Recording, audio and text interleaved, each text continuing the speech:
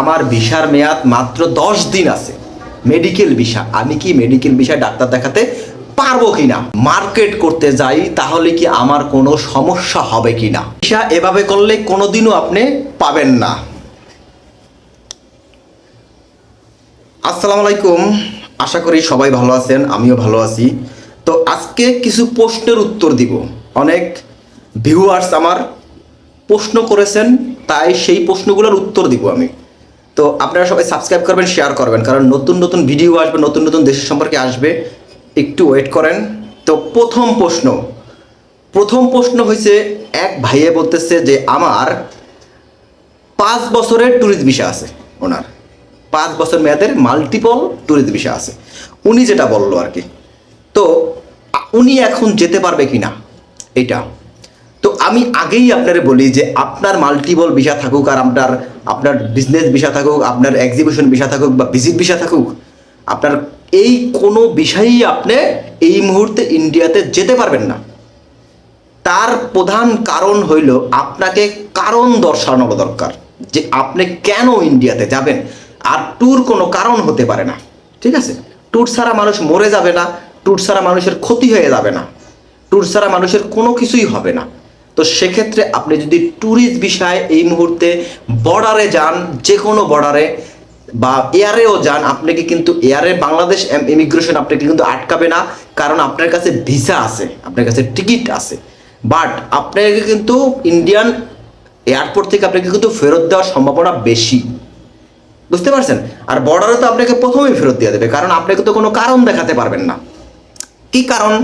যেরকম যারা এই মুহূর্তে মেডিকেলে যাইতেছে তারা কিন্তু কারণ দেখাতে পারবে যে আমার চিকিৎসার কারণে আমি যাইতেছি, তো আমার জরুরি এমার্জেন্সি আপৎকালীন যে ভিসাগুলা এই মুহূর্তে আছে, সেই ভিসাগুলাই কিন্তু এই মুহূর্তে চালু আছে, আর অন্য কোনো ভিসা কিন্তু এই মুহূর্তে চালু নাই।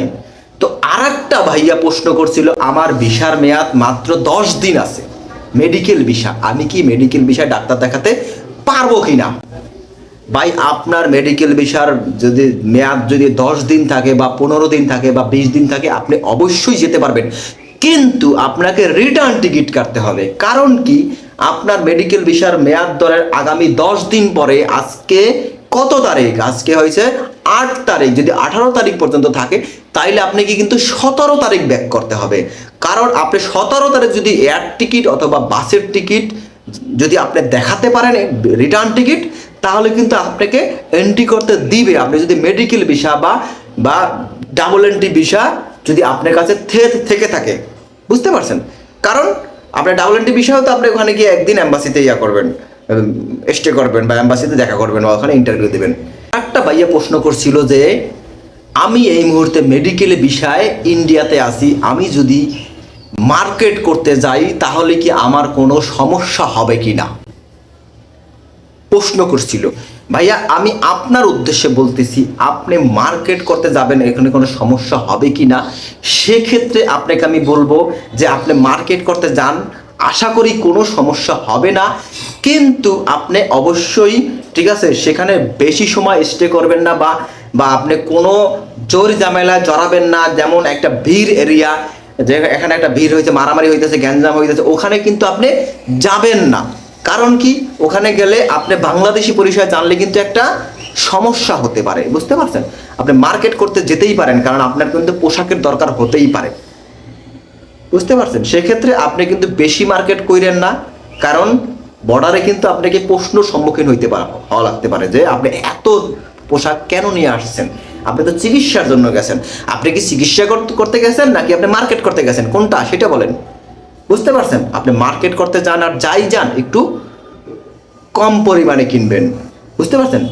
তাহলে পরবর্তী কোশ্চেনে চলে যাই।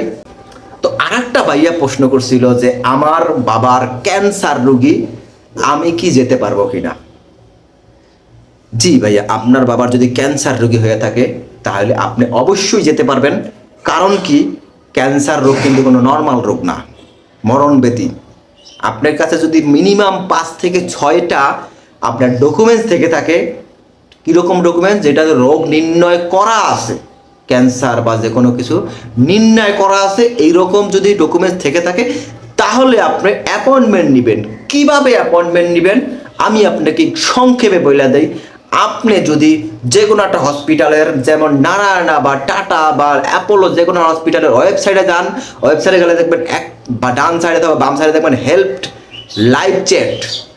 যেটা লাইভ চ্যাট না থাকে সেটা আপনি হেল্প কেয়ারে আপনি মেসেজ করতে পারেন। ওখানে আপনি ডিটেলস কাগজপত্র সহকারে ওখানে মেইল নাম্বার দেওয়া আছে, মেইলে মেসেজ করতে পারেন।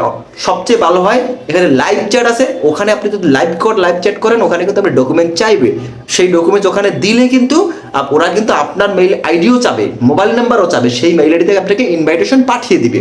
পরবর্তীতে আপনি কিন্তু ফর্ম ফিল আপ করে আপনি সেটা জমা দিলে আপনি ভিসা পেয়ে যাবেন। বুঝতে পারছেন? এই মুহূর্তে যারা মেডিকেল বিষয়ে ইন্ডিয়াতে যাইতেছেন তারা কিন্তু বিভিন্ন প্রকার সমস্যার সম্মুখীন হইতেছেন। সেটা হইছে, আপনি বাঙালি জানার পরে আগে আমরা যেরকম লং টাইমের জন্য গেলে আমরা একটা বাসা ভাড়া নিতাম, লং টাইমের জন্য হোটেল ভাড়া নিতাম না। তো তাদের উদ্দেশ্যে বলতেছি, আপনারা একটু খোঁজ খবর নিয়ে দেখবেন যে আপনি যেই কমিউনিটির লোক, আপনি যদি হিন্দু হন হিন্দু কমিউনিটিতে বাসা ভাড়া নেবেন। কারণ এখন কিন্তু একটা ভেদাভেদ সৃষ্টি হয়ে গেছে, ঠিক আছে? আপনি যদি মুসলিম হন মুসলিম কমিউনিটিতে আপনি বাসা ভাড়া নেবেন, কারণ আপনি এই ভেদাভেদটা আর পাবেন না। আপনি সেটা করলে সবচেয়ে ভালো হবে। বুঝতে পারছেন? আর যারা আমাদের ইন্ডিয়াতে হিন্দু মুসলিম বা হিন্দু ভাইয়ারা আছেন তাদেরকে আমি বলবো, ভাই আপনি আর আপনি ভাই ভাই, ঠিক আছে? আপনি হিন্দু বা মুসলমান সেটা আমার কাছে কোনো ব্যাপার না, আপনি আর আপনি ভাই। আমি চাবো না কোনো প্রকার কেউ কোনো দাঙ্গা বা কোনো কিছু না করে, কারণ আপনার আমি ভাই, আপনার প্রতিবেশী। তা আল্লাহ হাফেজ, আজকে এ পর্যন্ত।